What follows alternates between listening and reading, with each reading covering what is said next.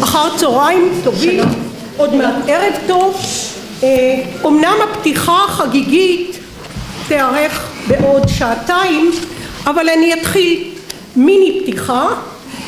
דבר ראשון, הייתי רוצה להודות לפרופסור לורה שור ולדוקטור בברלי גריבץ שהגיעו, אני חושבת לפחות לפני שנתיים, עם הרעיון הנהדר נחגוג, נציין 160 שנה לבית ספר אוולינה דה-רוטשילד. בברלי הזכירה לי שעל התאריך יש אולי פה ושם איזה שהן מחלוקות, אבל אין מחלוקת. אנחנו חוגגים בדיוק עכשיו 160 שנה.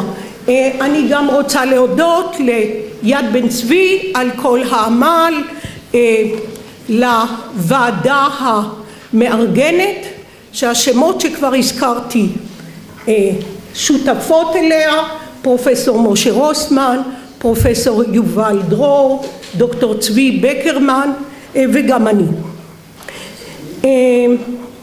שוב לאכסניה, לדוקטור ראובן גפני, לליאת אושרי וכמובן למרצים שעוד, למרצות הפעם שאציג אותן, ומעל הכל לכם שבאתם להיות איתנו, לשמוע אותנו ולציין את האירוע המיוחד הזה. בית ספר אוולינה דה-רוטשילד מוכתר במספר לא קטן של כתרי ראשונות, אמנה 3 מהם. קודם כל, אוולינה הוא המוסד החינוכי הראשון של הקהילה היהודית בירושלים שנקרא בית ספר. לפני כן היו כאן כמובן חדרים, תלמודי תורה, אבל זה בית הספר הראשון שראה עצמו כבית ספר פתוח למכלול מקצועות ולסדרים כפי שהיו נהוגים אז בבתי ספר. מעבר לכך הוא כמובן המוסד הראשון לנערות יהודיות בירושלים. כידוע עד סוף המאה ה-18 בנות לא קיבלו, בנות יהודיות לא קיבלו השכלה פורמלית. היו הרבה בנות משכילות אבל לא היו מוסדות עבור נערות. פתיחת בית הספר ב-1854 הייתה בוודאי מעשה פורץ דרך. בית ספר ראשון לבנות יהודיות בארץ בכלל, בירושלים בפרט. והעניין השלישי שאני רוצה לציין, למיטב ידיעתי זה הפרויקט החינוכי פילנטרופי ראשון של משפחת רוטשילד מפריז בארץ. משפחת רוטשילד שכידוע תומכת בכל כך הרבה פרויקטים ותמיד בדרך כלל עם חיסיון, הם לא תמיד מוכנים שיודו להם ושיזכירו אותם. בכל מקרה ב-1854 הגיע לכאן נציג המשפחה ופתח 2 מוסדות שלמעשה קיימים עד היום, למרות שעברו כל כך הרבה גלגולים. את בית הספר לנערות כבר הזכרתי, וכמובן בית החולים הראשון שנקרא היום הדסה, ואני מאחלת לשני המוסדות ההמשך אריכות ימים. בית הספר כמובן הרעיון היה להכניס מודרניזציה לירושלים.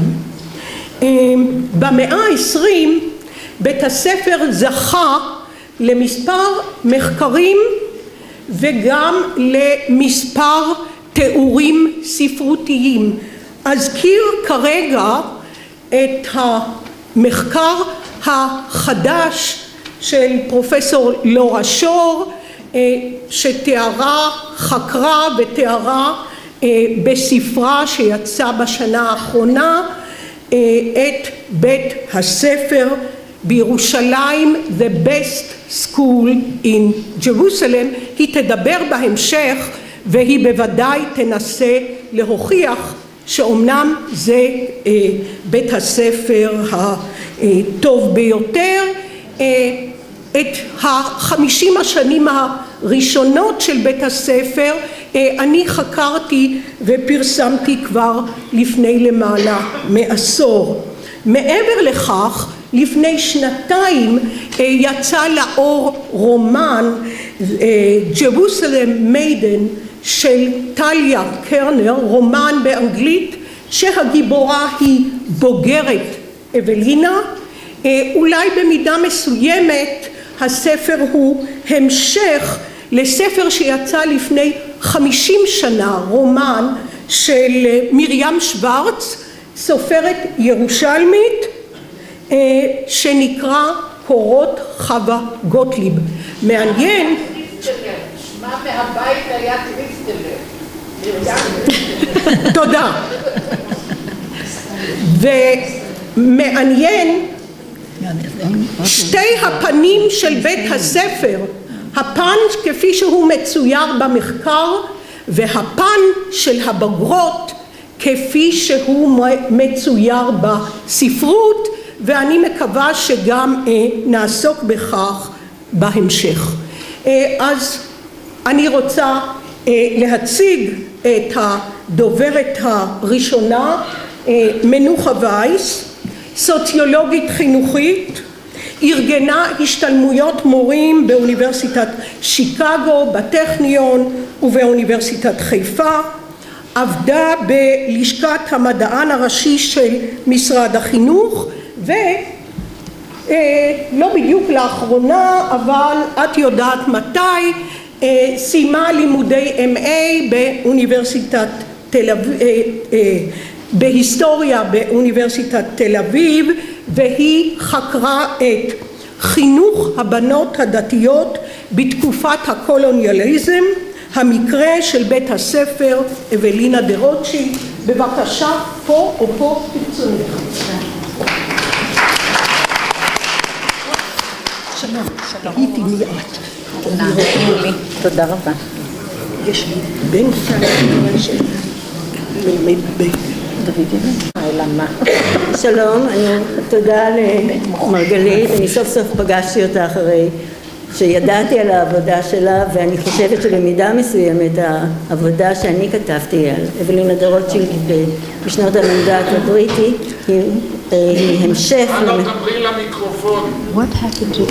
העבודה, עכשיו יותר טוב? העבודה שאני חקרתי היא המשך לעבודה שמרגלית עשתה. עד כמה שאני יודעת, היא חקרה את תולדות בית הספר עד 1914. אני המשכתי מתקופת המנדט, לכל אורך של תקופת המנדט עד 1948. 45 בעצם נפטרה מסלנדו ועד 48. אפשר לראות לבית הספר, אפשר לחלק את ההיסטוריה של בית הספר לארבע תקופות. מ-1854 ועד 1888 בית הספר היה אגף בבית החולים שהוקם על ידי משפחת רוטשילד. מ-1884 ועד 1898 הוא הפך להיות לגוף חינוכי עצמאי בחסות של משפחת רוטשילד ואגודת אחים בלונדון. מ-1898 ועד 1945 זוהי תקופת הניהול של מסלנדו. מ-1945 ועד 1948 יש תקופת מעבר שבה מיסס ליבי הייתה המנהלת, ואפשר לראות את זה כתקופת מעבר. הגישה שלי, כמו שמרגלית אמרה, היא גישה של סוציולוגית חינוכית. מה שעניין אותי זה המוסד לא האדם אלא המוסד והקשר שלו עם הסביבה בירושלים. עשיתי את המחקר במסגרת הסמינר על הקולוניאליזם הבריטי שהנחתה אותו פרופסור בילי מלמן מבית הספר להיסטוריה של אוניברסיטת תל אביב, ורציתי לבדוק את השפעת הקולוניאליזם הבריטי על מערכת החינוך בירושלים. בחרתי את בית הספר בגלל הייחודיות שלו וגם בגלל שכל בנות משפחתי למדו בו בתקופת המנדט, כך שחלק גדול מהילדות שלי וחלק גדול מהזיכרונות שלי מבית אבי, היינו 4 אחיות, 3 לדאבוני כבר אינם, ואני פה מספרת לכם את מה שאני זוכרת על בית הספר. המקורות שבהם השתמשתי לחקר לעבודה הזאת היו המסמכים של בית הספר שהיו בארכיון המדינה, אז כשאני הסתכלתי עליהם זה נקרא גנזך המדינה כאן בירושלים, ומסמכים של אגודת אחים בלונדון שנמצאים בהרטלי לייברי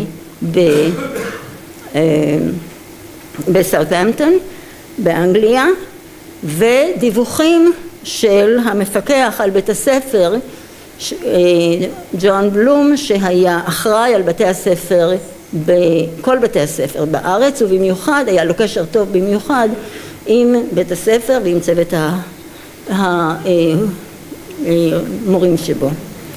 זוהי התמונה שכמעט כולם מכירים, מצאתי אותה באינטרנט. הייחודיות של הדבר הוא שמסלנדו הייתה בכל התקופה במשך 47 שנים הייתה מנהלת אחת. בדרך כלל אנחנו לא מוצאים הרבה מוסדות חינוך שבהם יש רק אדם אחד, והאדם הזה משליט את הרעיונות שלו, קובע את דרך ההתנהלות של בית הספר, והוא זה שקובע מה יהיה האופי החינוכי שיעשה בבית הספר. למזלה של מסלנדו היה לה גם צוות של מורים יחסית קבוע, אנחנו נדבר על הצוות עוד מעט, שגם הוא היה קבוע, כך שמבחינת מחקר יש לנו כאן מצב מעניין של איזושהי קביעות בהתנהלות של בית הספר, בלי שינויים פרסונליים שקרו בצוות המורים.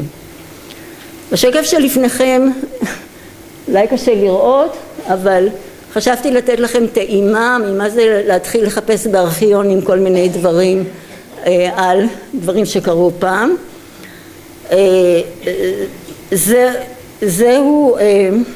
זוהי טבלה שמצאתי על מבנה בית הספר שמתארת את המצב שלו בין השנים 42 ל-45.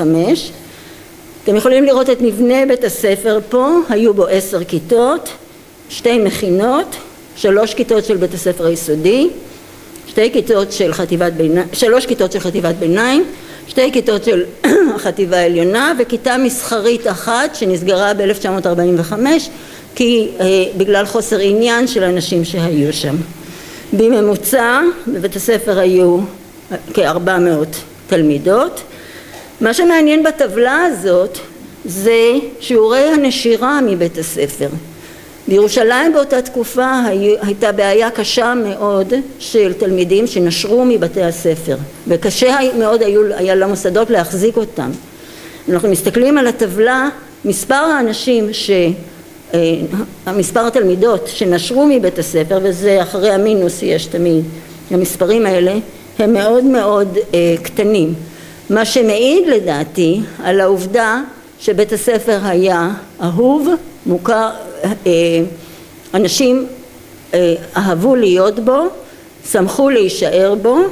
יש ירידה גדולה מאוד כשהבנות הגיעו לגיל 16, יש הנשרה לפני הכיתה השביעית והשמינית, כשבית הספר חשב שתלמידות מסוימות לא יוכלו לעמוד בבחינות הבגרות של אוניברסיטת לונדון, ולכן הייתה הנשרה. יש גם מצב אחד מעניין שמצאתי, אתם יכולים לראות את זה ב-45, יש 15 בנות עזבו, הם לא עזבו אלא העזיבו אותם. היה אז הבנות האלה התחצפו, המרו את פי המורה, ולכן נדרשו לעזוב את בית הספר. מצאתי בארכיון המדינה את המכתבים של ההורים, ביקשו, התחננו, כתבו למנדט, שום דבר לא עזר. אז יש לנו כאן, אני פשוט מדלגת, מעניין גם מאיפה הגיעו המורים ומי היה הצוות. היו 18 מורים בבית הספר, מורים ומורות, 10 או 10 במשרה מלאה, 8 במשרה חלקית. הוותק היה בין 7 ל-28 שנה, זה מראה לנו את הקביעות של הצוות. הארצות שבהם הם למדו, יש מספר גדול יחסית של 8 שלמדו באנגליה ובדרום אפריקה, מספר 5 השני בגודלו מגרמניה ואוסטרליה, והיו גם בוגרות של בית הספר שנשארו ולימדו אחר כך בכיתות אחר כך. דבר נוסף שמעניין ביחס לבית הספר זה מאיפה בא המימון שלו. במערכת החינוך בירושלים באותה תקופה אפשר לחלק את מוסדות החינוך לשני חלקים. יש כאלה שהיו בפיקוח של הוועד הלאומי, בערך 80-82% היו בפיקוח של הוועד הלאומי, 18% היו מוסדות פילנטרופיים. מוסדות פילנטרופיים מומנו על ידי גופים פילנטרופיים מחו"ל, והם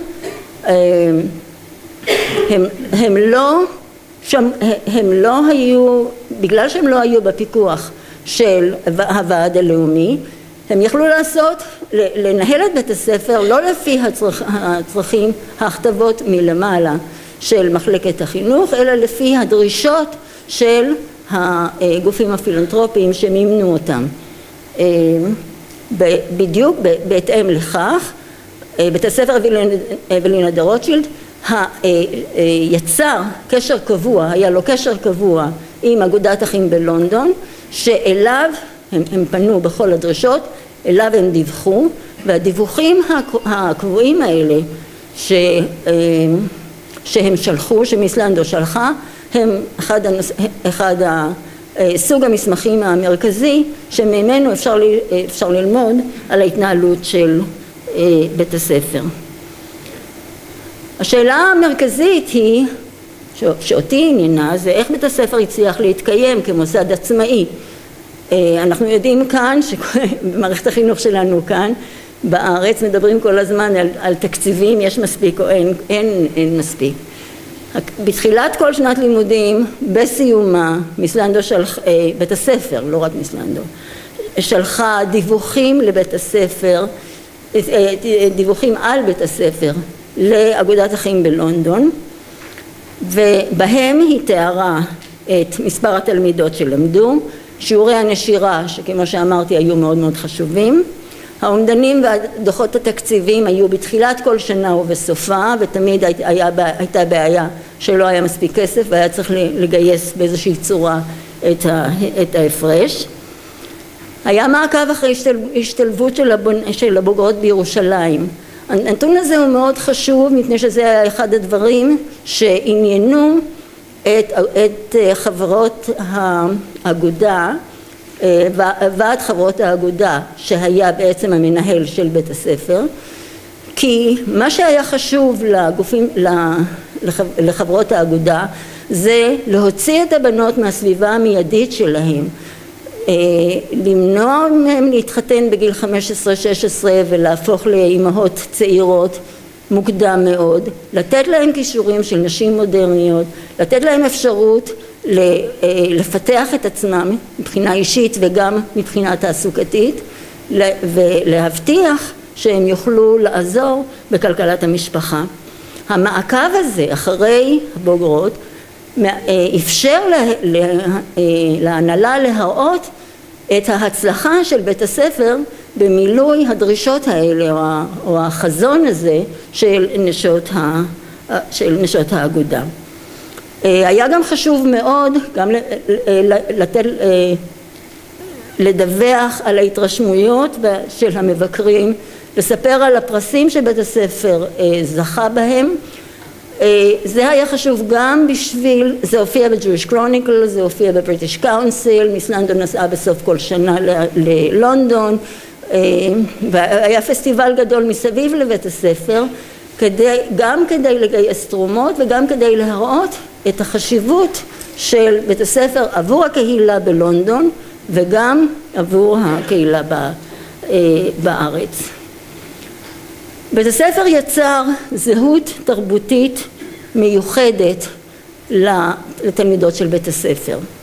הזהות שלהם, לפני זה אני רוצה לומר שמיס לנדו קבעה דמות מודל של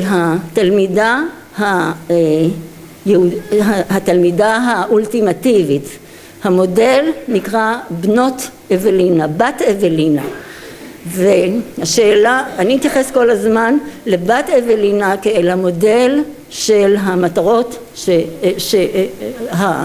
המודל האולטימטיבי של תלמידת אוולינה. הזהות התרבותית של בת אוולינה נוצרה ממיזוג של מאפיינים של 3 תרבויות. של התרבות האימפריאלית הבריטית, בכל זאת זה היה,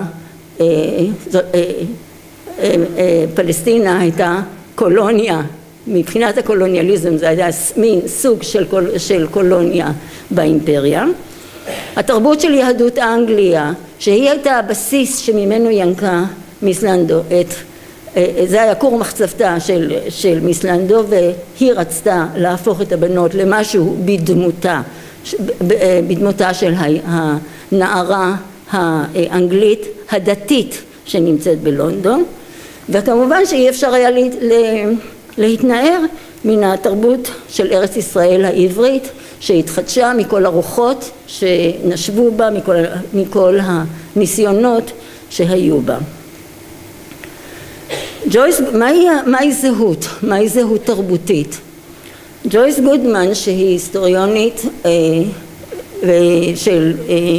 היסטוריונית חינוכית של מוסדות חינוך, כוללת במושג של זהות שפה, ידע פרקטי, הרגלים, ערכים ואורח חיים של קבוצה מסוימת שמייחדת את הקבוצה הזאת מכלל הקבוצות האחרות שבחברה. האקלים המיוחד שמיס לנדו וצוות המורים יצרו בבית הספר הדגיש את המאפיינים, את החשיבות של המאפיינים האלה. לתלמידות ניתנה השפה, הן שלטו באנגלית כמו שהן שלטו בעברית. הם נדרשו לשמור על הרגלי ניקיון והיגיינה אישית, וזה היה דבר שהיה בירושלים. מים תמיד הייתה בעיה, לא בכל יום התרחצו, כולם יודעים, הבעיה של ירושלים תמיד הייתה קשה, והיו בודקים אותם יום יום, כל בוקר היו בודקים אותם אם הם שמרו על ניקיון ועל היגיינה אישית. הייתה הקפדה מרבית על צורת הלבוש ועל ההופעה החיצונית. בת אוולינה לא יכלה סתם ככה לצאת לרחוב, היא ייצגה את בנות אוולינה. מיכל הראל הריסון, שאחר כך הייתה מיכל מודעי, שהייתה מלכת היופי של מדינת ישראל, אמרה שהדבר הזה של הייצוג של בנות אוולינה, כשהיא ראתה את בנות אוולינה הולכות ברחובות ירושלים, היא רצתה להידמות אליהם, על אף העובדה שההורים שלה רצו שהיא תלך לבית ספר בית יעקב. היא רצתה להידמות לנסיכות האלה, לבנות אוולינה, ועל אפם ועל חמתם של הוריה היא למדה בבית הספר. הבנות חויבו לדבר בנימוס. בארץ ישראל באותה תקופה הנוער מרד, חשבו שצריך לצעוק, חשבו שצריך לקלל. בת אוולינה לא מקללת ולא צועקת, היא מדברת בנימוס, והיא מביעה כבוד למורים שלה, להורים, לאנשים בסביבה, היא גם יוצרת או גם משתתפת בכל מיני פעילויות חברתיות אחרות, פעילויות של פנאי, שלא תמיד היו זמינות לבנות שבאו מבתים שלא היו מבוססים. הסמל של בית הספר שהיה על הבלייזר שהבנות לבשו, מציין את תכונות האופי של בנות אוולינה. היד שמחזיקה ב5 שיבולים היא היד שמקשרת בין הקהילות היהודיות בכל ערי הבירה שמשפחת רוטשילד פעלה, בנפולי, בפרנקפורט, בווינה, בלונדון ובפריז. מתחת ליד, קצת קשה לראות את זה בסמל, מעניין גם אנשים לא יודעים את המשמעות של הסמל הזה, ולכן אני נדהמתי לראות שבית הספר פשוט השמיד אותו, אבל לדעתי, וכתב במקום זה בית ספר אוולינה דה-רוטשילד, זה בית הספר המודרני, אבל לדעתי זה אחד הדברים המרכזיים באוולינה. המילים האלה, קונקורדיה, אינטגריטס ואינדוסטריה, 3 מילים בלטינית שמתארות בדיוק את המטרות שלשמן הוקם בית הספר. לחנך את הבנות לחיות בהרמוניה עם הסביבה שלהם, קונקורדיה והרמוניה. להשתלב בקהילה, לתרום לרווחת הקהילה, להיות חלק ממנה. לא לחפש את השונה, אלא לחפש את המשותף בין כולם. דרך אגב, בית הספר, אני שכחתי לציין את זה קודם, אבל בית ספר אוולינה היה לדעתי היחיד באותה תקופה, שקיבל לשורותיו בנות גם אשכנזיות וגם ספרדיות וגם ערביות, ולא הפרידו ביניהם. זה לדעתי דבר שמאוד ייחד את בית הספר. כל ישראלי, אנשים באשר הם אנשים שהיו מוכנים לעמוד בדרישות של בית הספר, נכנסו לשם. אינטגריטס, אינטגריטי באנגלית, יושרה, התנהגות מוסרית, אמונה בכוחות עצמי, ואינדוסטריה זוהי חריצות, מצוינות, התמדה. כל הדברים האלה אפיינו את בנות אוולינה. מסגרת החיים של בית הספר שמר על אווירה דתית. הוא היה בית ספר דתי, אבל הוא היה שונה מבתי ספר דתיים אחרים שהיו בירושלים באותה תקופה. בית הספר הדגיש את תפילת השחרית, תפילות ראש חודש, הסברים על פרשת שבוע, היה צריך ללמוד בעל פה, קטעים מתוך פרשת השבוע, נטילת ידיים, ברכות הנהנים. אסור היה לדבר בשעת תפילת המזון, ועד היום מהדהדת בראשי הצעקה של אחת המורות שצעקה על אחת התלמידות, שהיא באה מדרום אפריקה והיא לא מבינה איך לראות ילדה יהודייה מדברת בברכת המזון. ההתנהלות של בית הספר נקבעה בתוך מסמך שההורים קיבלו כשרשמו את הבנות לבית הספר. המסמך מתאר את המטרות של בית הספר ואת חובות ההורים והתלמידים. באמצעות ההתנהלות המוקפדת הזאת שההורים ידעו עליה מראש כשרשמו את הבנות לבית הספר, הצליחו ליצור את האקלים המיוחד של בית הספר. אני אדלג עכשיו על הרבה דברים שכולנו יודעים. חשוב לי להקדיש את 5 הדקות האחרונות שיש לי. דרך אגב, המאמר שכתבתי על בית הספר יופיע בעיתון מדור לדור, שעומד להתפרסם בימים אלה, בעוד חודש-חודשיים או משהו. אז מי שרוצה ממש לראות את כל הפרטים יכול לראות אותם שם. אני רוצה לדבר על מבחני הבגרות של אוניברסיטת לונדון, שנראה לי שחשוב שאנשים יבינו. יבינו מה הייתה ההשלכה של זה על בית הספר. ב-1938 מיס לנדאו ראתה שהיא לא תוכל לנהל את בית הספר לבד כמוסד פילנטרופי, והיא צריכה את העזרה של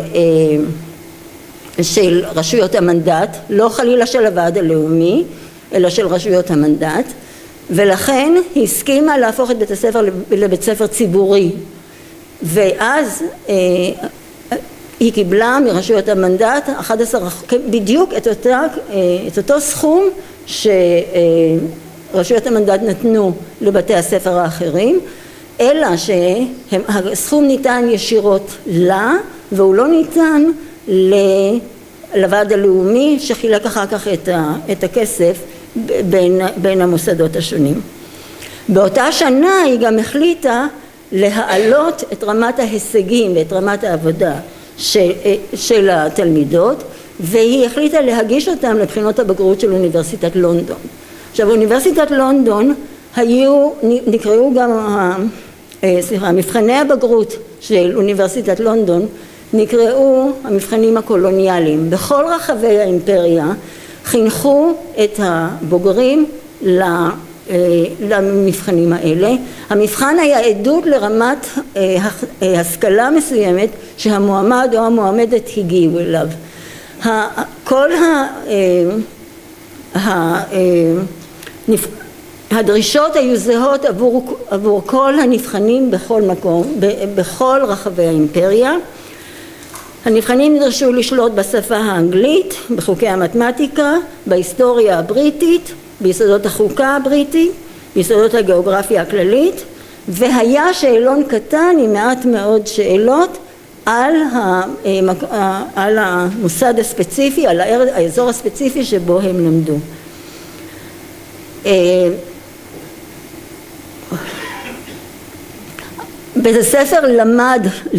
בית הספר הכין לקראת הדבר הזה, וזה היה בסוף כל שנה מיס לנדאו שלחה לנשיא האגודה נתונים על ההצלחה של הבנות במבחנים, ואנחנו רואים שיותר ויותר בנות הצליחו להשיג את תעודת הבגרות הזאת, ותעודת הבגרות הזאת נתנה להם אפשרות להמשיך במוסדות השכלה אקדמיים ברחבי האימפריה, אבל זה לא היה טוב למי שרצה להמשיך ללמוד באוניברסיטה העברית בירושלים. אז הם היו צריכים, כדי להגיע לאוניברסיטה העברית היו צריכים לעשות את בחינות הבגרות של הוועד הלאומי. המפקח בלום לקראת סיום עבודתו הגיש דוח שבו הוא סיכם את המצב של בית הספר לקראת סוף תקופת המנדט, וממנו אפשר לראות את ההבדל שבין תוכנית הלימודים של בית הספר ותוכנית הלימודים של בתי ספר אחרים. בלום קבע שהייתה הצלחה גדולה מאוד לתוכנית הדו-לשונית. היו הישגים גבוהים מאוד של התלמידות בשתי השפות, גם בעברית וגם באנגלית. השימוש באנגלית כשפת ההוראה לא פגם ביכולת של התלמידות להשתמש בשפה העברית, והוא טען שעם שינויים קלים הבנות יוכלו להשתלב בכל בתי הספר ובכל המוסדות שבהם העברית הייתה השפה המרכזית ולא השפה האנגלית. גם ההישגים באנגלית היו מאוד גבוהים. בספרייה בהרטלי יש הרבה מאוד מכתבים, ראיתי שהנשיא של האגודה משבח את בית הספר על רמת האנגלית שהוא ראה, הרמה של השימוש בשפה האנגלית כמו שהוא ראה אותם בעיתון של בית הספר שהתפרסם ובמאמרים שהם כתבו. אבל היו לו גם הרבה טענות כנגד בית הספר, ובמיוחד הוא תלה את הבעיה במבחני הבגרות הקולוניאליים, במבחני הבגרות של אוניברסיטת לונדון. והמסר העיקרי שלו שהייתה התעלמות של בית הספר בגלל הצורך להכין את הבנות לקראת המבחנים. לא לימדו תנ"ך, לא לימדו היסטוריה יהודית, לא לימדו משנה, לא לימדו גיאוגרפיה של ארץ ישראל, לא לימדו זואולוגיה, לא לימדו הרבה דברים שקשורים בסביבה המיידית של ארץ ישראל. לא חיזקו את הקשר של הבנות לארץ ישראל, אלא חיזקו את הקשר לאימפריה הבריטית ולסובב אותה. תודה רבה.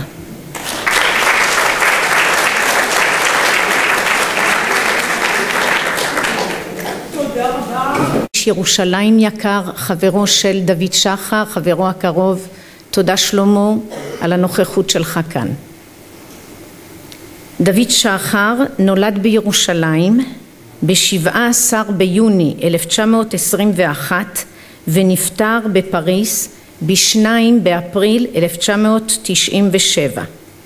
בן 21 היה דוד כשפרסם ב-1947 בדף ספרותי של העיתון הגלגל סיפור קצר בין כ-700 מילה תחת הכותרת אורח ירושלמי.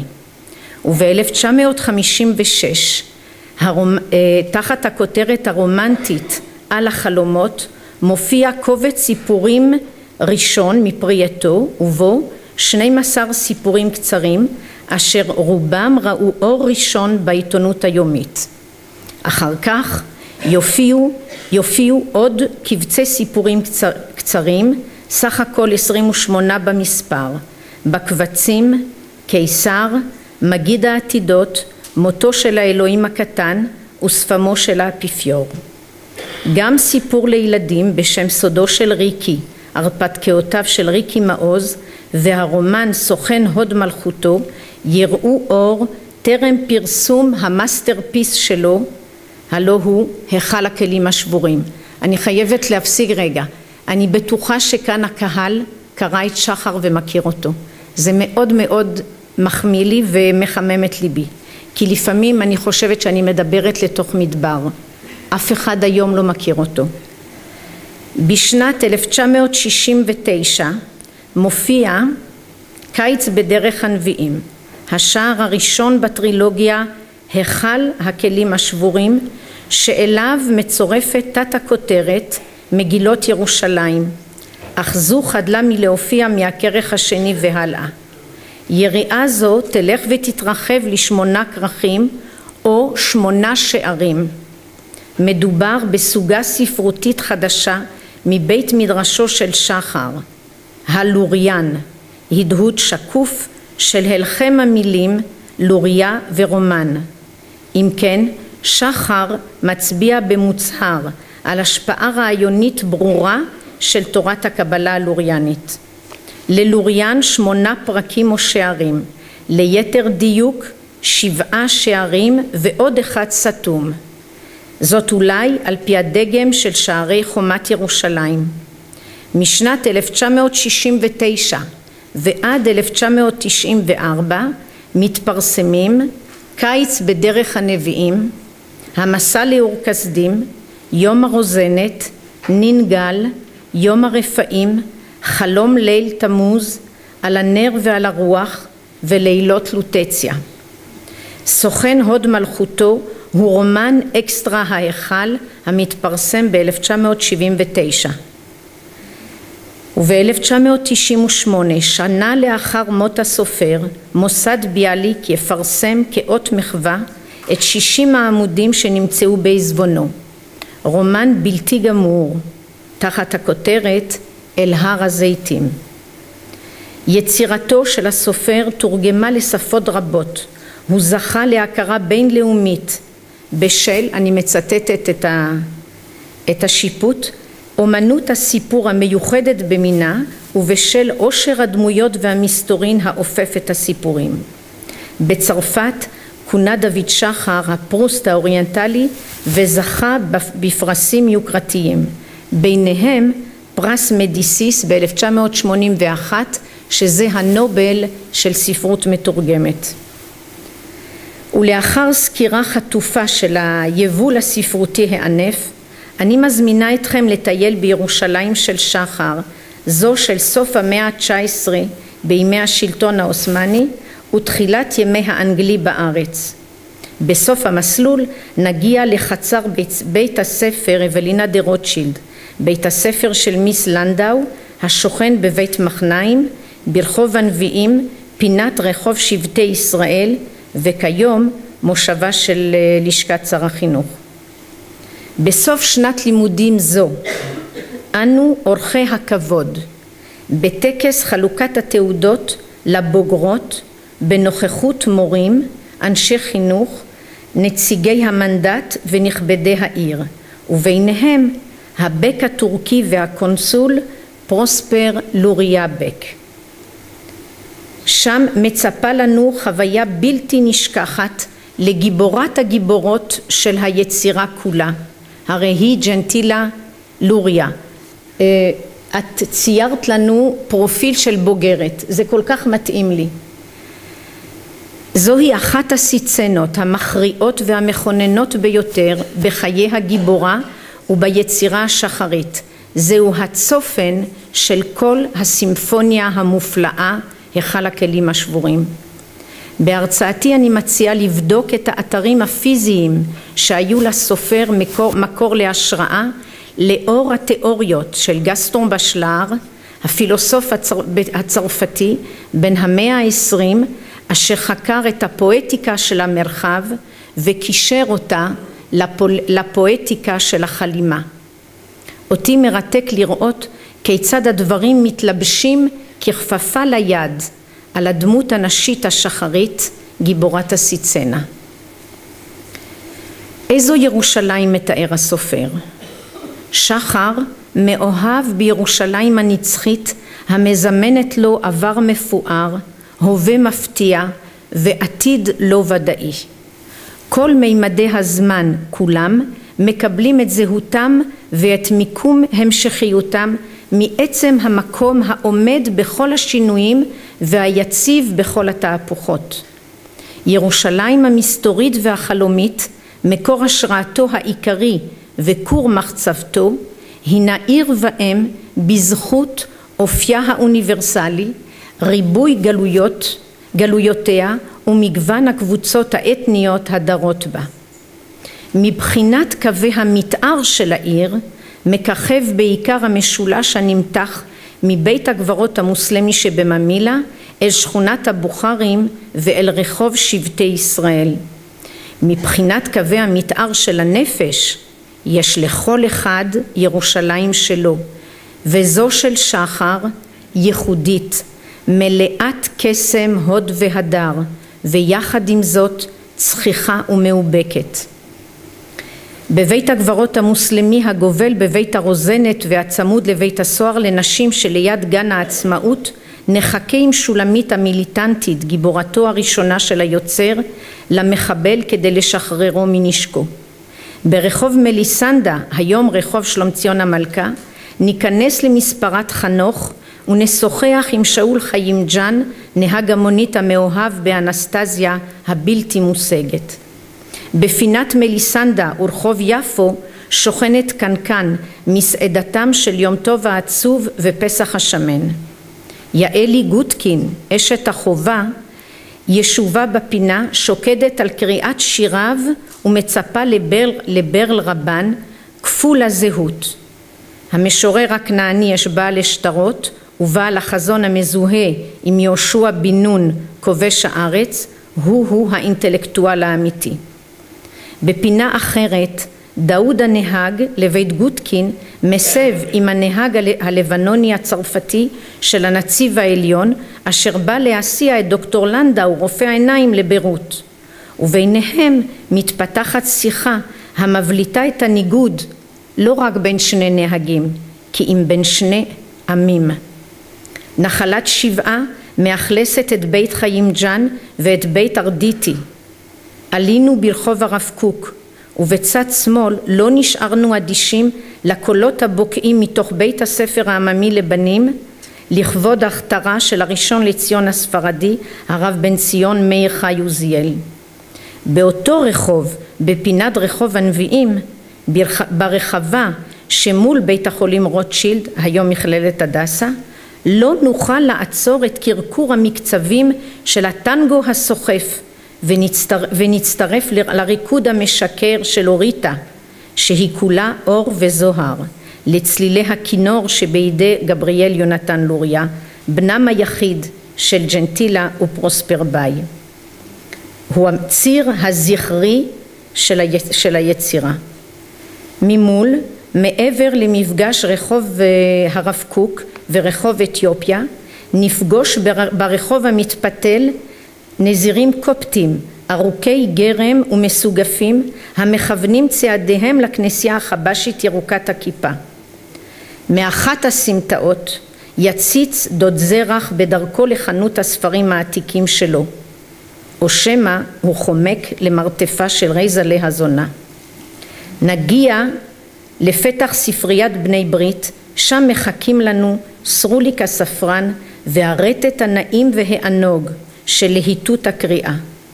מיד ייכנסו שתי הדודות המקסימות, אלקה האומנית בנחושת ואתי לחותה, המגיעות משערי חסד לבקר את בן אחיהן האהוב. הן באו לחלק איתו את שלל החבילה מאמריקה שזה עתה נתקבלה.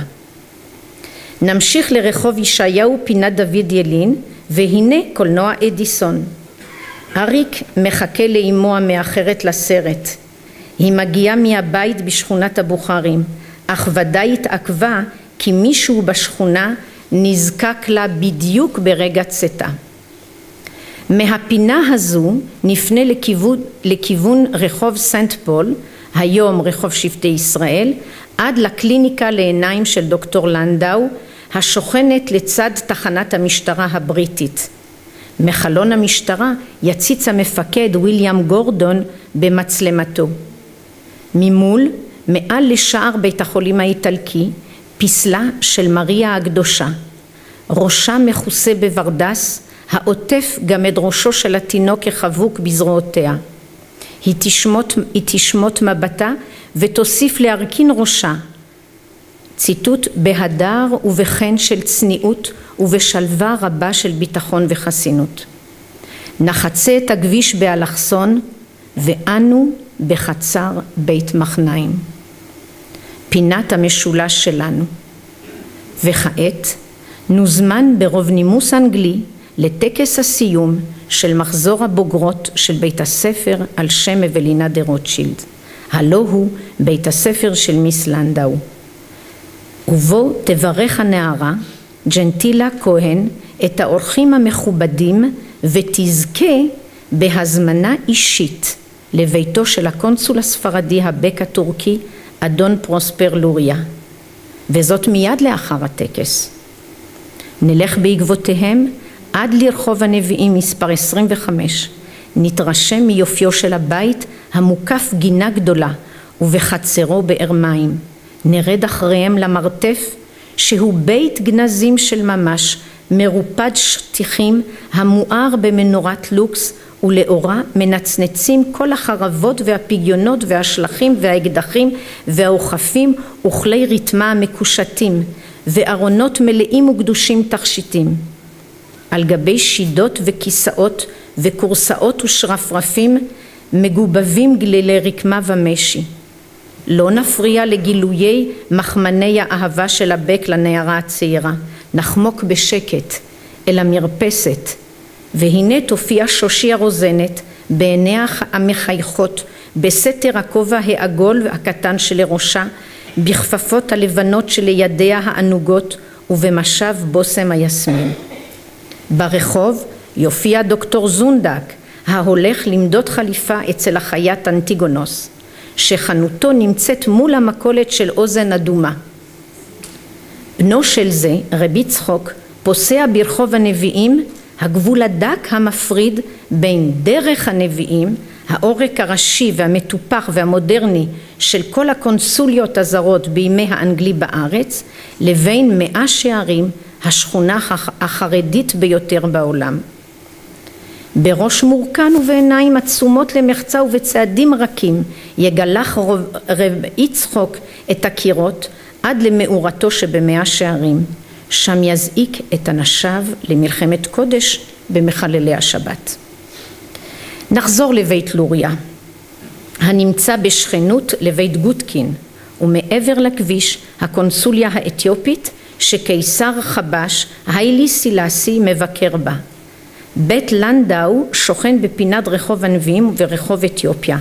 בהמשך, בדרום מזרח, שכונת מוסררה, שבה קבעו את ביתם ברונהילדה ופרופסור ורטהיימר. לא נרחיק נדוד למשכנות שאננים הקרויה שכונת מונטיפיורי, גם לא לרחבה הצמודה לתחנת המשטרה בתוך מצודת מגדל דוד, ולא נקשיב לדבריו המלהיבים של הווילי הקדוש לואידור השתקן, כי אם נבחר להתעמק בתיאוריה של גסטון בשלר אודות הבית שברחוב הנביאים וזה של בית מחניים. בשלר מייחס למושג בית ערך של עולם ומלואו, קוסמוס שהפרט רואה בו את גבולות מקלטו.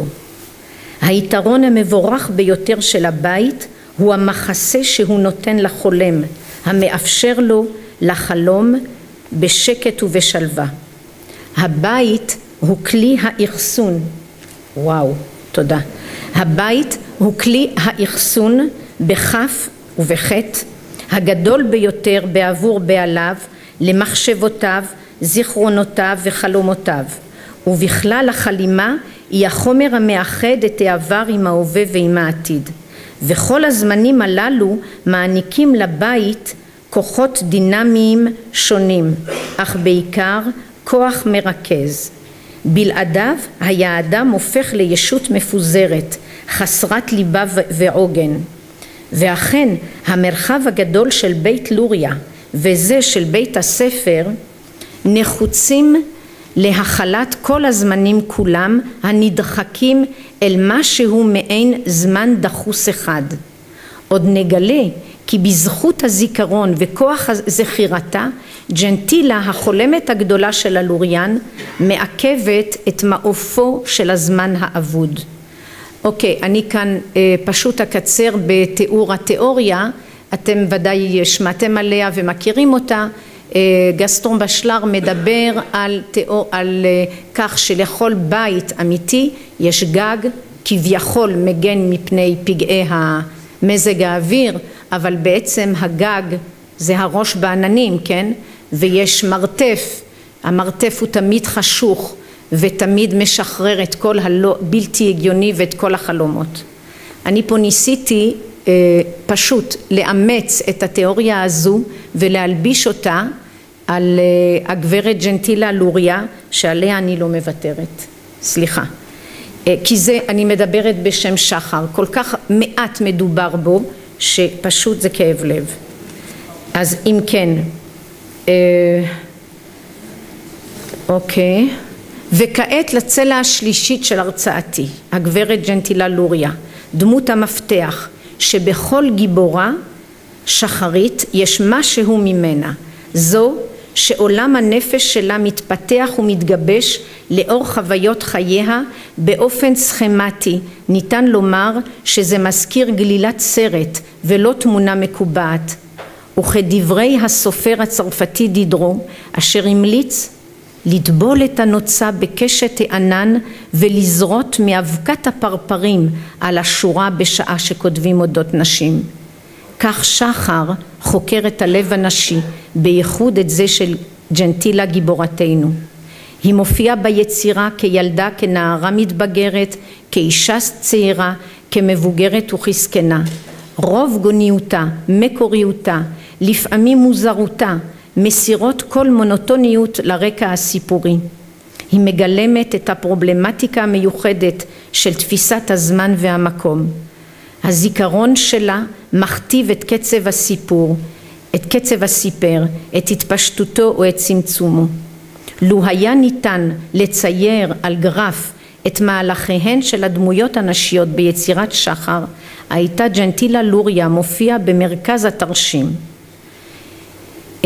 מוצאה ממשפחה אשכנזית ענייה מאוד, החיה בירושלים בעיר העתיקה של סוף המאה הקודמת. מזיכרון ילדותה העלובה היא למדה שכל האמצעים כשרים להימלט מן העוני והמצוקה. ואכן בגיל 17 במסיבת הסיום של בית הספר אוולינה דה-רוטשילד בהגישה זר פרחים לבק הטורקי קונסול ספרד אדון פרוספר לוריה ביי המבקר בבית הספר, העדינות שבחיתוך פניה, מבט עיני האיילה החומות שלה, גמישות גופה, תנועות ידיה, קולה וצחוקה לוקחות שבי את ליבו. היא נמשכת לגבר חסון זה המצוי בשנות ה-50 לחייו והנראה בעיניה אדם חזק מברזל וחלש מזבוב.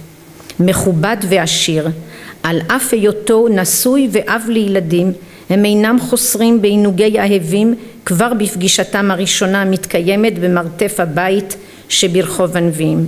לשם הוא מוליכה כדי להודות לה על זר הפרחים והברכה הנלבבת שהגישה לו בשם בוגרות בית הספר.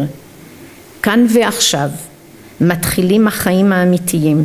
בחושניות אין קץ היא מעלה בזיכרונה את רגעי החסד של אהבתם ואת רגעי התאווה שהכשירו את הקרקע לעתיד בשניים. רגעים אלה נדמים כלידה שלאחר התמזגות שתי ישויות נבדלות. כל זה שלי, זאת המחשבה האחת החדה והמלהיבה בראשה. ג'נטילה יודעת כי אהבה ללא כסף שברירית היא. האהבה זקוקה לפאר והתאווה לרומנטיות, למשיכה. ומלבד זאת האיחוד שהיא מייחלת לו עולה בקנה אחד עם הסדר החברתי, וכך היא נישאת לאדון לוריה, יולדת לו את בנם גבריאל. זוהי התקופה המאושרת בחייה, היא לא תיתן לה להימחק או להתשתש על ידי פגעי הזמן. עבור ג'נטילה חצר בית הספר, הטקס ומה שנתחולל בעקבותיו הוא תמצית חייה. בזיכרונה היא משמרת את הסיצנה ומזכירה אותה בכל עת ואינה חוסכת מלהתבשם ממנה. עבורה שחר משנה את הנוסחה הקרטזיאנית אני חושב משמע אני קיים לאני זוכר משמע אני קיים. על האדם לדעתה לעשות שימוש בחושיו הנכונים ולחדדם בניסיון החיים הנרכש. הנה למשל אחת מעצותיה של ג'נטילה לקניית פת לחם, ציטוט נהדר. עין היודעת להבחין בבוא הגוון החום המיוחד לכיכר האפויה בשיעור המדויק וחותם המגלה את ריחה החם והטוב ויד הממשמשת את מתח קשיות הקרום על גבי פריחות בשר הלחם. כן, תודה. למראהו ולהליכותיו בכלל ולפגעי הזמן בפרט. היא חורט טוב, על החוש ההומור שלה וכו'. הבנתם את הקו? היא בעצם החצר של בית הספר. זו שמייצבת, זו שמאזנת בין עולם המציאות והדרישות של המציאות לבין עולם החלימה שאין גיבורה חולמנית יותר ממנה. אני רק אומר בכל זאת, אני דילגתי פה על 3 עמודים, מי שירצה יקרא את התיאור של שחר בשעת אכילתה של ג'נטילה, שזה פשוט, אני לא מכירה בספרות העברית באמת דף דומה לזה. ביצירת דוד שחר ועל פי התיאוריה של בשלר, ג'נטילה היא הבית על עליית הגג שבו ועל המרתף שבתוכו. ובעיקר על החצר המייצבת ומאזנת את הקצוות.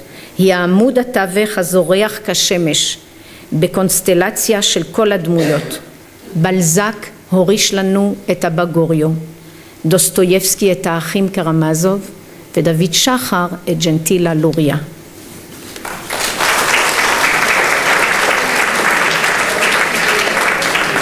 של נשים בצרפת היא פרסמה מספר ספרים בנושא הזה, בהיסטוריה כללית בצרפת, כללית של נשים, היא עברה לנשים יהודיות, יש לה מונוגרפיה על הברונית דה-רוטשילד בצרפת, ולאחרונה הספר שכבר הזכרתי ונראה לי לא שמכרו את כולם.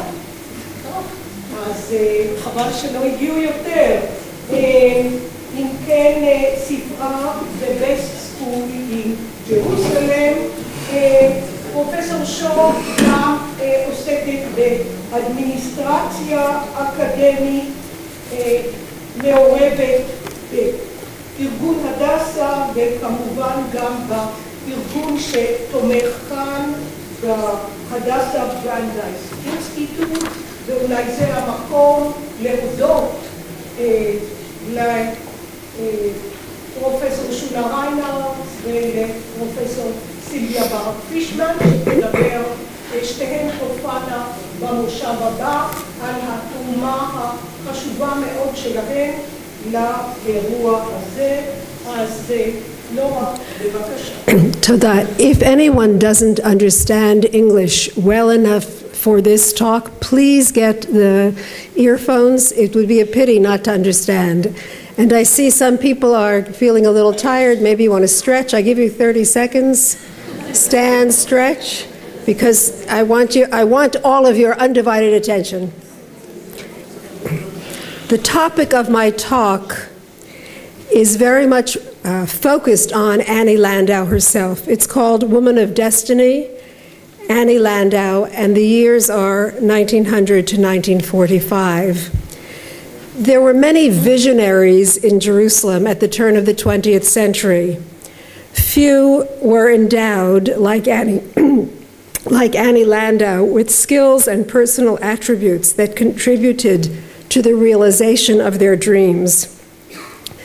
Landau had a strong academic background, successful teaching experience, and confidence in her ability to engage with diverse communities and to manage complex structures. She was an assertive woman at a time when few women had the courage of their convictions. She had an aristocratic bearing, often wearing pearls with her tailored suits, unusual attire for a Jerusalem headmistress. One of her pupils said she looked regal, like Marie Antoinette. In 1911, the Jewish Chronicle dubbed her affectionately the Queen of Sheba. Exiled to Alexandria during World War I by Turkish authorities, Landau rushed home to Jerusalem days after General Allenby captured the city. She quickly met with Ronald Storrs, the Governor General of the city, and demanded that her school building, in use as a military hospital, be returned immediately. Storrs captured Landau's forthright style in his diary, referring to her as a woman of destiny. Unlike General Allenby, Landau had no troops to carry out her orders. She conquered her enemies, superstition, dirt, disease, and poverty, in different ways. She understood the critical importance of building a group of dedicated teachers through intelligent hiring practices and continuous emphasis on professional development. She also recognized that she must win the confidence of the mothers of the girls who attended her school, so they would not undermine her teaching at home. Though initially skeptical of her focus on hygiene, punctuality, and especially on her idea that girls should not marry until their late teens, the mothers came to appreciate what she achieved for their daughters and became her staunch supporters. Landau also realized that she needed to win the strong support of the Anglo-Jewish Association and other foreign philanthropists in order to achieve her ambitions for her pupils. A short time after she became headmistress, she began to demonstrate in annual reports, replete with photographs, some of which are on the walls outside, the progress being made by her school. Landau traveled back to London almost every summer to make her appeal in person. Each time she was interviewed by the Jewish Chronicle, almost always with a photograph with another hat, becoming the voice of Jerusalem for thousands. Her position was clear. Jerusalem is in dire straits because of the reliance on chalukah, on charity, and the lack of initiative for reform. She worked hard to convince her pupils, their parents, her teachers, and the supporters of her school that together they could modernize the school, the city, and the Jewish homeland. Landau was 26 years old when she arrived in Jerusalem in 1899. She was hired by the Anglo-Jewish Association, which had taken over the management of the school from the Rothschild family in 1894. In the 5 years before her arrival, the AJA commissioned 2 external reviews of the school. The first reviewer, Alfred Cohen, reported that the Evelina school was on a lower level than the AJA-supported schools in Damascus. He also noted that the 2 mission schools he visited in Jerusalem, the London Jew Society and the Sœurs de Sion, were at a higher level than the Evelina school. Despite the school's recent move to the new city, crowding and hygiene remained a problem. Cohen noted that the headmistress, Fortuné Behar, kept no record of attendance or of student progress. He urged that she work with a local committee to create school policy and that she hire an accountant to keep an organized record of the expenditures of the school. The Ladies' Committee of the Anglo-Jewish Association, created to supervise the school, summoned Behar to London. They instructed her to purchase a suitable school building to increase the hours of instruction of English and to start collecting tuition from families who could afford to pay. In 1895, Behar concluded the purchase of Fruitiger House, a building that could accommodate 400 students. With additional space, she instituted cooking, gardening, and gymnastics, subjects that encouraged active learning that were not before available.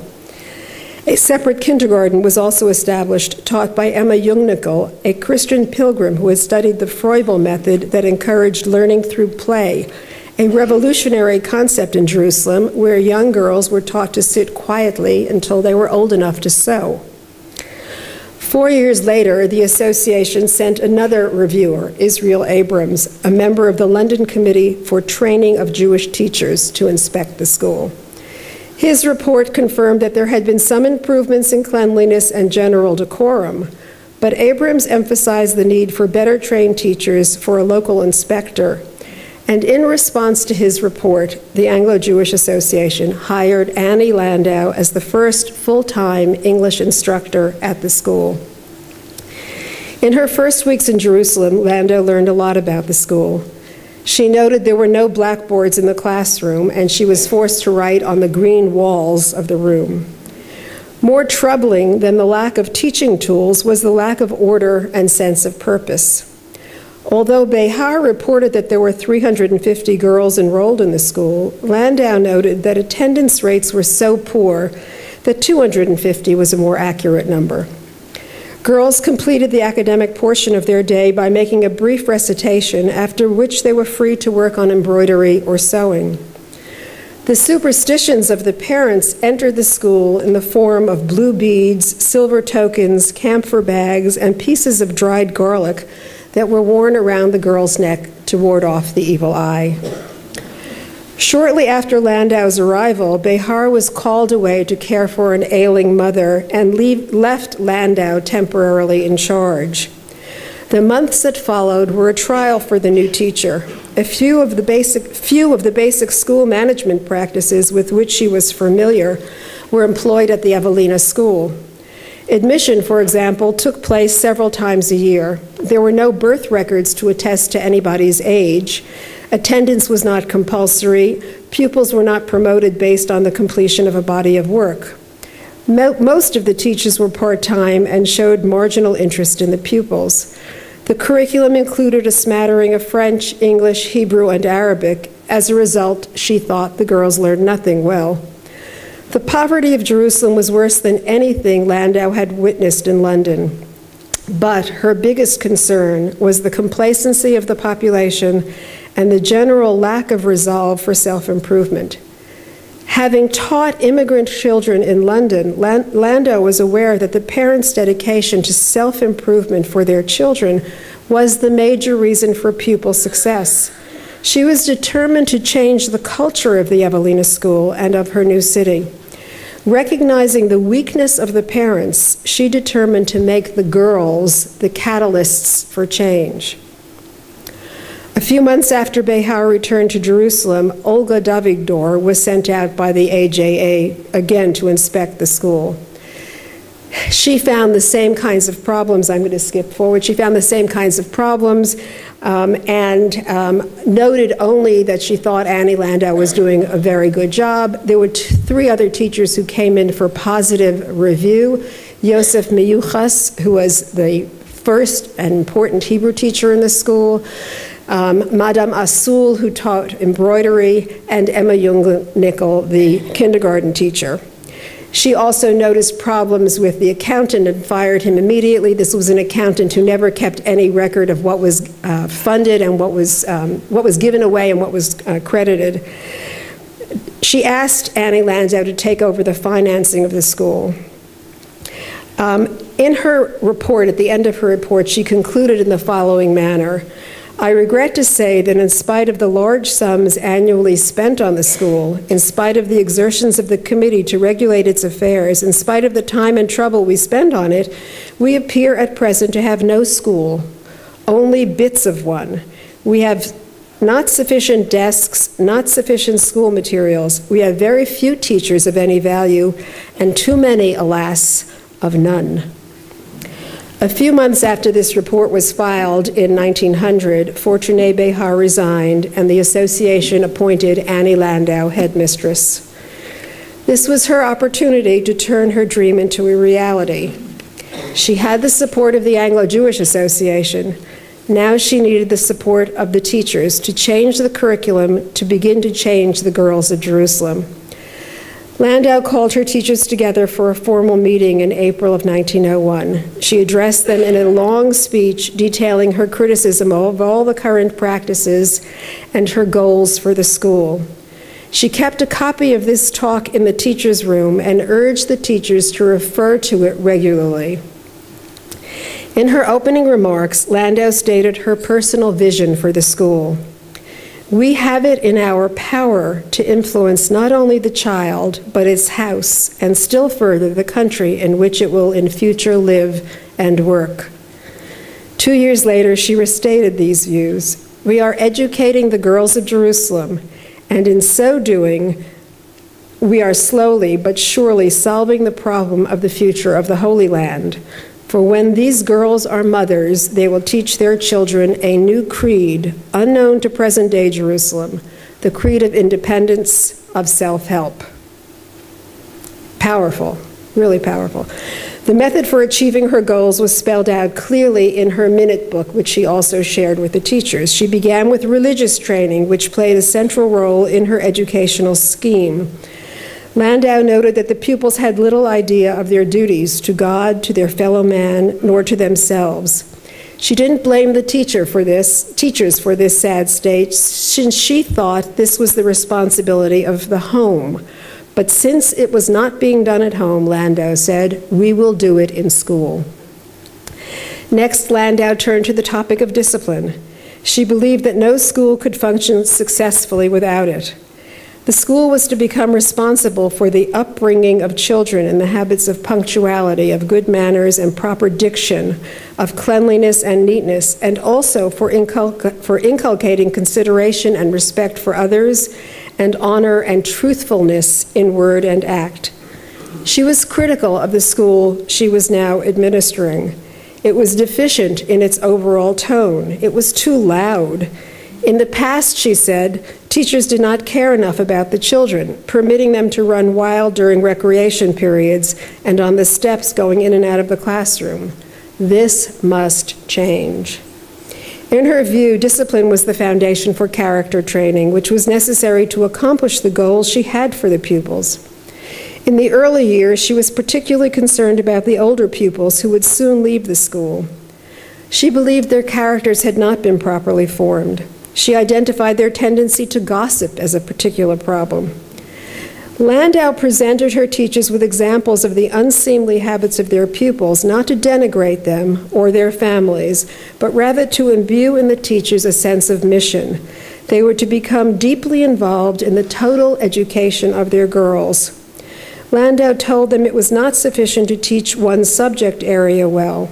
Teachers were required to know the entire curriculum of the school, so that they could facilitate learning across subject areas. They were to inspire the girls to develop their characters so that they would become dedicated to their studies and they would succeed. Landau knew her teachers were deficient in knowledge of modern pedagogy, and she brought back, every time she went to London, new manuals for them and discussed them constantly with the teachers and taught them, particularly with regard to language training, how to organize a language training classroom by taking all the words in a new lesson, putting it on the blackboard, reviewing it with all the students, asking the students to use things in their own sentences, engaging them in thinking about the words, not just having them recite and memorize what was in front of them. She was emphatic about this in English and equally emphatic in Hebrew. She said the same lessons apply to both. Language instruction lessons apply to both. Furthermore, she said, our children's handwriting is deplorable because you don't require that it always be good. Handwriting is always to be good. It always counts. It's not something that you do from time to time. It was part of her sense of discipline and part of her sense of what makes a well-educated person. Landau knew that her curriculum was controversial and that it included many subjects, especially in the early years, that some of the parents disagreed with. The early subjects included history, geography, arithmetic, and literature, as well as housekeeping and sewing. She knew that some parents didn't like one set of subjects and others another, and she explained to her teachers, you must not feel discouraged if in fact the parents are not satisfied with what we teach. Some want this and some want that. Some grumble that their children are taught cookery and housekeeping. These people want their children to learn geometry and such like subjects, while others do not see the use of a girl learning arithmetic. Here's her conclusion. I have long since ceased to be discouraged by this conflict of desires. Our plan of work is a very carefully thought out one in which I hope to have included the most essential elements of knowledge necessary. She had enormous confidence in her own ability to figure out what was best for the girls. While continuing to develop the school's curriculum, Landau also created extracurricular opportunities as she understood their importance for character development. She supported the first Girl Guide group to open in Jerusalem and personally played an active role in the guides for decades. Participation in the guides was not mandatory, but most of the pupils joined and learned valuable skills, including leadership training, decision-making, working together. Another extracurricular activity sponsored by Landau was the school choir that sometimes performed for the newly established Palestine broadcasting services. Miss Landau also involved the graduates of the school in extracurricular work in the city. Under the auspices of the club she formed, the Old Girls Organization, graduates gathered for lectures, for dances, for sports, and for volunteer activities. Landau's efforts to build an esprit de corps amongst her teachers was not restricted to the classroom. For 3 decades, most of the unmarried teachers lived together, first in an apartment across the street from the school, and later in one atop the Abyssinian Palace where the school was housed for 20 years. Miss Landau lived with them and used their shared dwelling place as an opportunity to cultivate her teachers. On the 1st of every month, the residence was turned into a meeting place for the cultured Jewish, Christian, and Muslim residents of Jerusalem. Miss Landau was friendly with doctors, professors, and artists, and she included European visitors, eager to introduce them to her teachers. These were propitious years for attempting to forge better intergroup relations in Jerusalem, and Landau encouraged her teachers to participate in conversations, seeing them as partners in the endeavor to achieve the civic mission of her school. By 1925, Landau had a full-time teaching staff of 15, 6 of whom had been trained in England or Canada, 4 from other European countries, and 5 were graduates of the school who had had additional training and come back to teach. Landau hired teachers of shorthand and stenography and typing to staff the newly created commercial class designed to prepare graduates for work in government and business. In 1931, she closed the kindergarten in order to make room for a full secondary program, explaining that there were now enough kindergartens in Jerusalem to meet the need, but there was no complete secondary program for Jewish girls. Landau was determined to provide the additional education required for students who wished to go on to higher education. She hired teachers to prepare students for the London matriculation exam. Throughout the decades, she relied on philanthropic support to fund nearly all of the activities of the school. In the early years, the Rothschild family donated £900 annually. Soon the Anglo-Jewish Association began to supplement this gift, and by 1906 they equaled and then surpassed that donation. In addition, individual ladies on the Ladies' Committee began to make gifts, to create prizes, to buy musical equipment, to buy books, to create an emergency fund. These prizes were used to encourage pupils to meet the exacting expectations of their headmistress.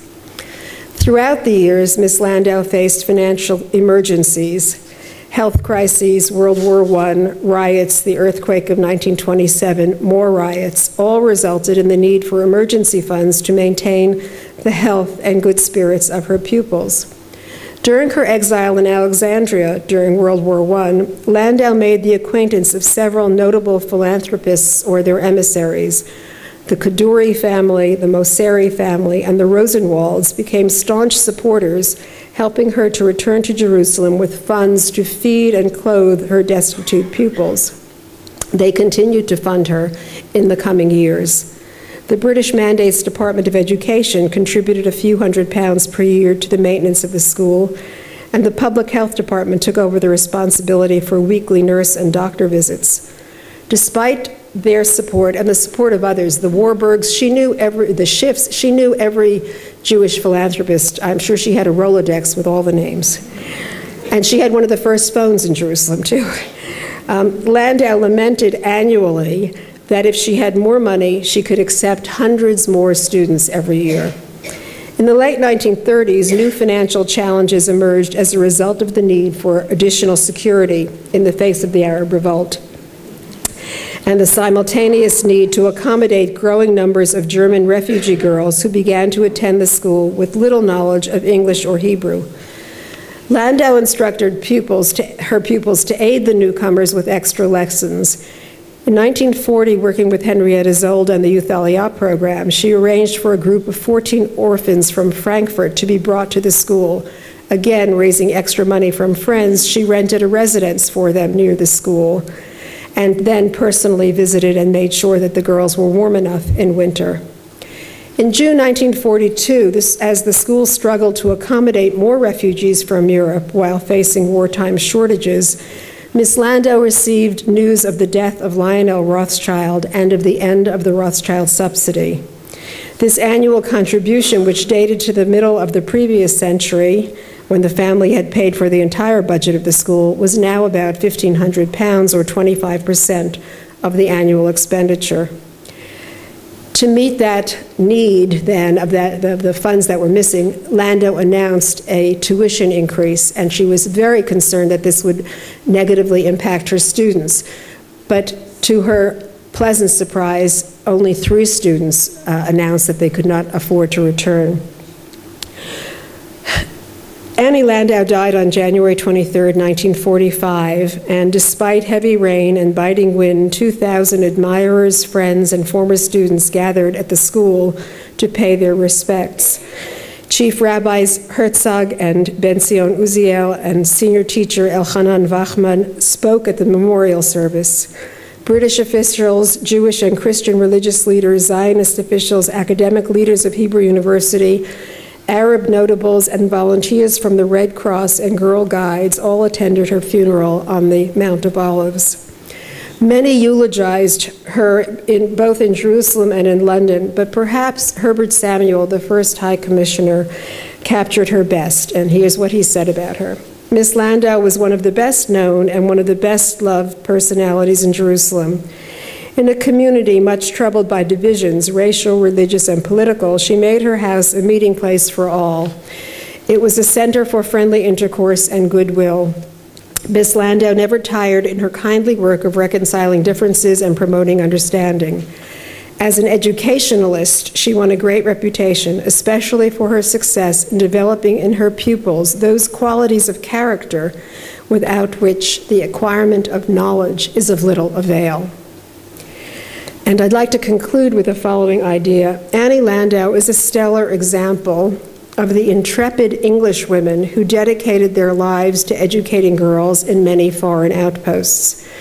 Her mission was, however, fundamentally different in that she did not try to convert a native population to a new religion. Rather, she addressed her own co-religionists and taught them the skills needed to thrive in the modern world. Her unique vision influenced thousands of students who contributed to the lives of their communities, their city, and the new state of Israel. Sir Ronald Storrs was prescient when he called her a woman of destiny. Thank you.